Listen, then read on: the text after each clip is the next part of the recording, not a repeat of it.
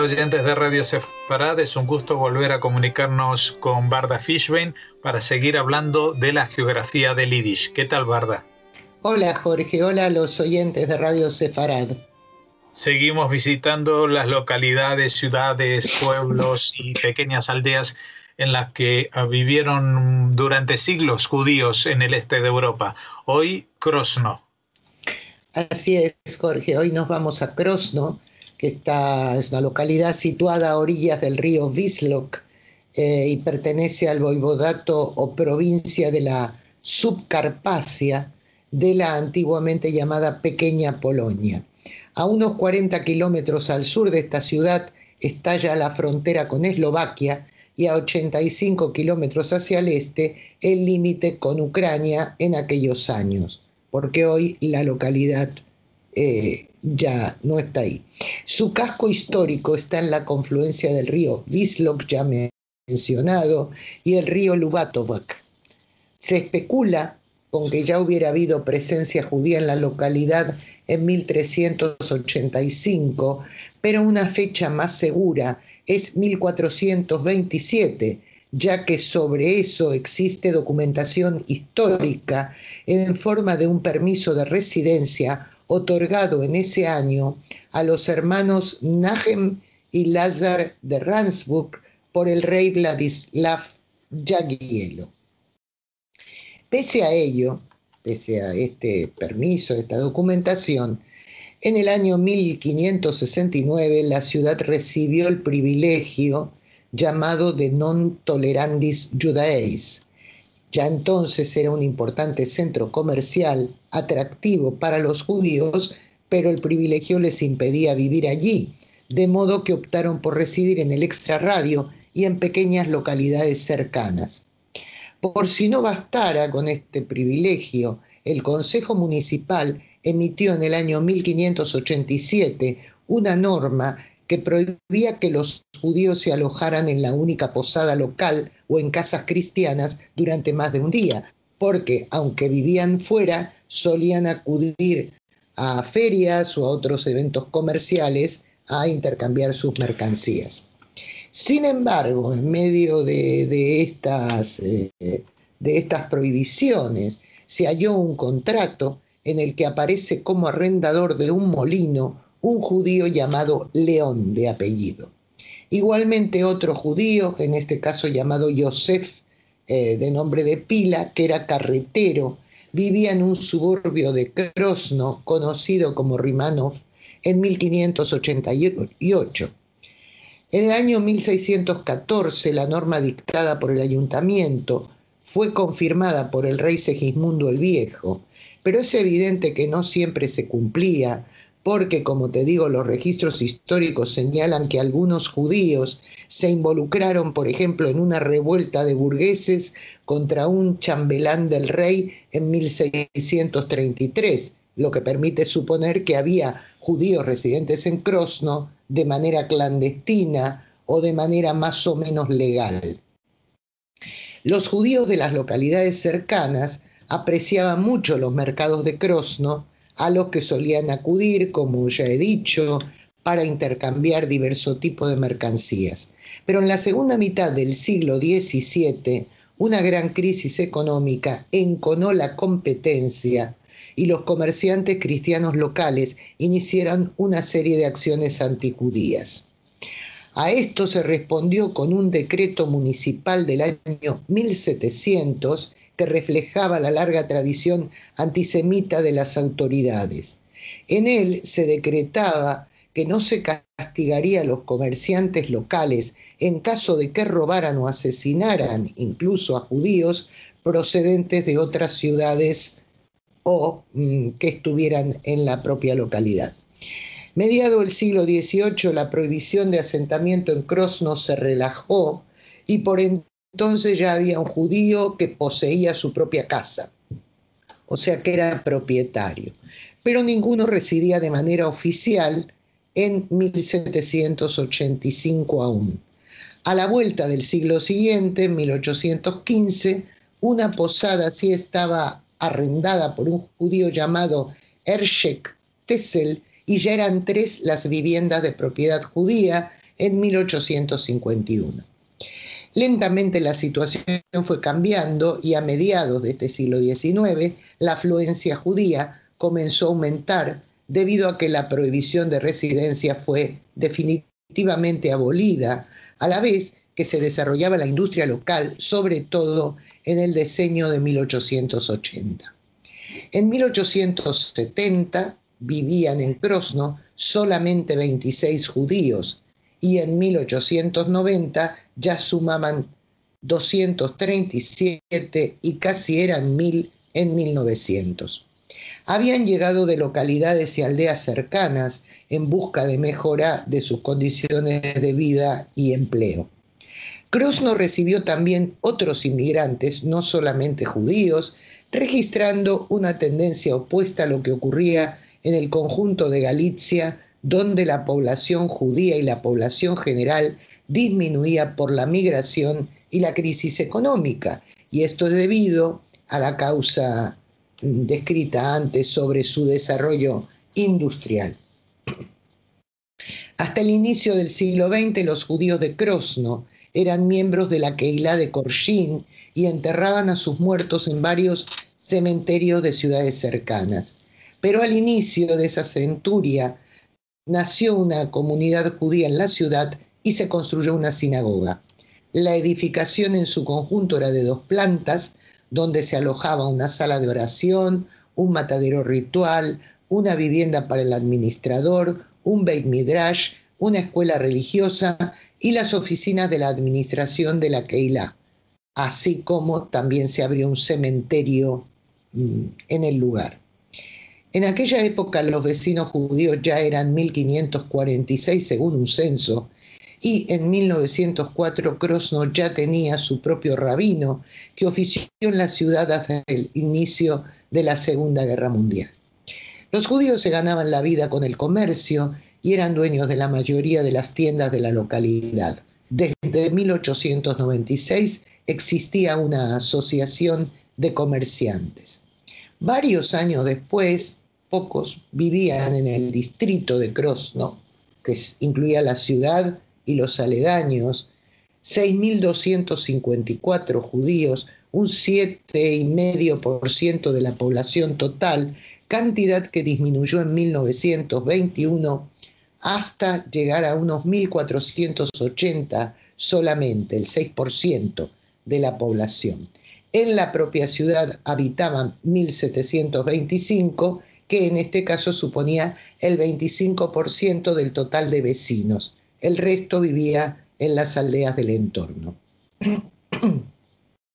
En la época entre las 2 guerras mundiales, los judíos de Krosno eran propietarios de 55 empresas donde se fabricaban productos tanto industriales como de artesanía. También se dedicaban al comercio mayorista y minorista, tenían autorización para elaborar y vender bebidas alcohólicas y algunos habían estudiado y ejercían profesiones liberales. Las instituciones y asociaciones benéficas que sostenía la Kehilá se habían multiplicado. Había un Bikur Jolim para enfermos, un Agneses Orjim, posada para personas no pudientes, un Gemilas Gesed, que administraba un fondo para otorgar préstamos sin intereses, un Tomhei Aniim, que para ayudar a los judíos pobres, como también una asociación que donaba alimentos. En varias de estas instituciones prestaban su ayuda voluntaria integrantes de la Asociación de Mujeres Judías y del Fondo de Ayuda Mutua que también tenía la Kehilá. En el año 1920, Tarbut fundó una escuela hebrea en Krosno y 5 años después comenzó la enseñanza en una escuela Beit Yaakov para niñas, además de que ya había varios heiders o escuelas elementales y un Talmud Torah, como hemos dicho. La libertad de que gozaban los judíos de Krosno por entonces también impulsó las actividades políticas de todo tipo. Nació una rama de Agudas Israel de ideas ortodoxas, también una de sionistas en general, sin adscripción izquierda, derecha, etc., y de Mizrahi. Además, el Bund y Poalei Zion desarrollaban sus actividades en Krosno también. Entre las organizaciones sionistas juveniles se pueden citar a Shomer Hatzair, Halutz, Noar Hatzioni, Betar y Brit HaShahar, sin olvidar a los aficionados judíos al deporte asociados a dos clubes, Gideón y Maccabi. Los interesados en la cultura disponían de un club de teatro y uno de música. Los trabajadores manuales, según fuera su oficio, podían integrarse en el gran gremio de la ciudad, pero a la vez había un gremio de artesanos judíos independiente del anterior. La Asociación de Comerciantes antes mencionada funcionó hasta el año 1939, al igual que un banco de comerciantes e industriales y del banco llamado Popular, que un año antes del estallido de la Segunda Guerra Mundial tenía 374 accionistas. Por entonces, la población judía de Krosno era de 2.729 judíos, o sea, bastante disminuida de la cifra anterior. En el mes de diciembre de 1938, el día de Navidad, se desató un pogromo en Krosno como en otros sitios, donde jóvenes cristianos destrozaron la sede del Club Maccabi, al igual que las ventanas de una casa judía, y ahí se detuvo las agresiones. Unos 500 judíos deportados por el Reich que huían del oeste se refugiaron en Krosno en septiembre de 1939, al mismo tiempo que Alemania avanzaba sobre Polonia. Los nazis ocuparon la ciudad y expulsaron a varios hacia Sanok y los hicieron atravesar el río San para llegar a la zona que, de acuerdo al pacto Ribbentrop-Molotov, quedaba bajo gobierno soviético. Entre tanto, la Wehrmacht asesinó a 12 judíos de Krosno en una ciudad aledaña que no se incluía en dicho pacto. A mediados del año 1941, con unos 2.100 judíos viviendo en Krosno, acabó el acuerdo entre Alemania y la Unión Soviética y los alemanes ocuparon la ciudad. Incluso entonces la sinagoga, bastante dañada ya, sirvió como refugio a judíos procedentes de localidades cercanas hasta el final de ese año. Pronto los nazis nombraron un Judenrat y designaron a su presidente. El Judenrat creó una organización de autoayuda judía, más tarde convertida en Comité de Bienestar del Distrito, que continuó activa hasta noviembre de 1942. Unas cuantas decenas de judíos fueron enviados a realizar trabajo esclavo a la refinería de Jedlitze. Todas las industrias que los nazis confiscaban y en las que se realizaba trabajo esclavo por parte de los judíos, fuera cual fuera su dedicación anterior, cambiaron su producción para fabricar los artículos que demandaba el Reich. A la vez, parte de la población judía fue trasladada a guetos de ciudades vecinas. El resto de la población, la que quedó en la localidad, fue confinada en un gueto. En el verano de 1942, los nazis organizaron una matanza masiva en el cementerio, donde asesinaron a 120 judíos. Aproximadamente otros 1.000 fueron deportados directamente al campo de exterminio de Belzec. Ese mismo verano al que se ha hecho referencia, se instaló en Krosno un campo de trabajo que servía a la Luftwaffe, la Fuerza Aérea de la Alemania nazi. Allí trabajaban 160 judíos, incluido el supervisor, que era un judío procedente de una ciudad cercana que se había refugiado en Krosno. La liquidación del gueto se produjo a finales de 1942 con la deportación de 600 personas, unas hacia el gueto de Reiche y otras hacia el campo de exterminio de Belzec. Aún quedaban en Krosno 125 judíos que trabajaban en el aeropuerto militar de la Luftwaffe antes mencionado y que se mantuvieron con vida hasta enero de 1944, hasta que se los transportó al campo de Szepnie, una ciudad cercana del sureste de Polonia.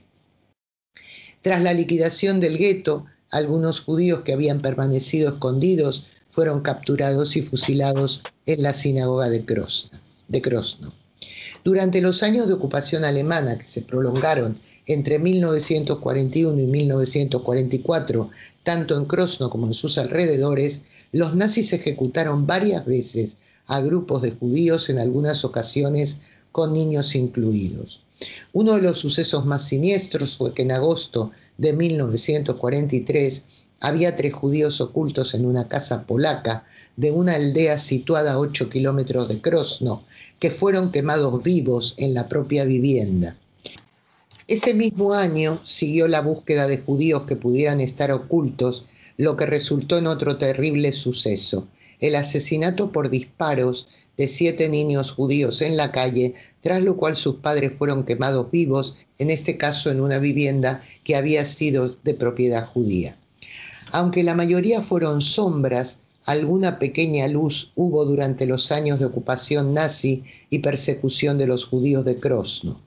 Un sacerdote y capitán del ejército polaco nacional, el padre Jan Zawreczki, rescató a una docena de judíos por lo menos. Conducía a niños hasta el campanario de la iglesia antes de proporcionarles un sitio donde ocultarse en el monasterio o en casas de polacos antinazis. También entregó el documento de identidad de una mujer polaca fallecida a una anciana judía que se hizo pasar por ella y consiguió enviarla junto con sus 2 hijas a Varsovia, donde podían pasar desapercibidas. En efecto, las 3 mujeres sobrevivieron a la Shoah. Otra actitud solidaria fue la que tuvo un organista de una localidad rural cercana a Krosno, que había tomado clases de música con el gran compositor judío Joseph Kollner. El músico se refugió en su casa, el organista, refugió en su casa al compositor con su esposa e hijo, pero la esposa de Kollner se aventuró un día a salir y la Gestapo la arrestó, tras lo cual él y su hijo se entregaron. Fusilaron a los 3. En el año 2002, un grupo de estudiantes nativos restauraron el cementerio judío de Krosno, abandonado desde la Segunda Guerra Mundial, recuperando unas 200 lápidas, aunque ya no hay judíos viviendo en la ciudad. Tras la guerra, Polonia se convirtió en la República Comunista de Polonia y los judíos de la localidad no volvieron porque no había sobrevivientes, o si los hubo, se dirigieron a otros sitios. También en este siglo XXI se han realizado actividades para dar a conocer la historia judía de Krosno. En la localidad hay un museo, el Museo Subcarpático de Krosno, que en 2010 presentó una exhibición judía y un año más tarde la misma institución organizó un día judío. Asimismo, en 2012 varios eventos conmemoraron el asesinato de los judíos de Krosno bajo el nombre genérico El tiempo de los recuerdos aplastados. Y bien, en la aldea de Rimanov, aledaña a Krosno, nació en el año 1898 Isidor Isaac Rabi, Premio Nobel de Física en el año 1944. Tenía solamente 1 año cuando sus padres emigraron a Estados Unidos y se instalaron en Nueva York. Se licenció en Química por la Universidad de Cornell en 1919 y en 1927 obtuvo su doctorado en Filosofía en la Universidad de Columbia con una tesis sobre las propiedades magnéticas de los cristales. 2 años después comenzó a dar clases de química en esa universidad y en 1937 pasó a enseñar física. En los inicios de ese decenio comenzó sus trabajos en el campo de la física nuclear y durante su investigación desarrolló el método de resonancia magnética que hoy se aplica en medicina y es una de las pruebas diagnósticas más conocidas. Sus estudios también permitieron crear, entre otras aplicaciones, el láser o el reloj atómico. En 1940 se trasladó al MIT, el prestigioso Instituto Tecnológico de Massachusetts, donde trabajó como director asociado del Laboratorio de Radiación para el Desarrollo del Radar. En 1945 volvió a su puesto de profesor de física en la Universidad de Columbia. El Premio Nobel de Física, que como se ha mencionado, se le otorgó en el año 1944, fue por el descubrimiento del método de resonancia magnética, ya mencionado, lo que conocemos vulgarmente como ecografía. Entre 1946 y 1956 fue miembro de la Comisión de Energía Atómica y fundador de un laboratorio. También fue uno de los fundadores del laboratorio Brookhaven y de la Organización Europea para la Investigación Nuclear, conocida por sus siglas CERN. Es autor de un libro titulado Mi tiempo y mi vida como físico, publicado en el año 1960. Rabi falleció en Nueva York en el año 1988. Ya ves que con una historia tan corta de escasos 2 siglos y muy poca población, pues de ahí salió un premio Nobel y un creador de algunos instrumentos sumamente útiles y que seguimos usando hoy en día. Muy bien, con esta semblanza de lo que dio de sí esta localidad de Krosno, nos despedimos hasta la próxima conexión de aquí a 2 semanas para seguir hablando de la geografía del Yiddish. Muchas gracias, Bata Fishbein. Gracias a ti, Jorge, y hasta entonces.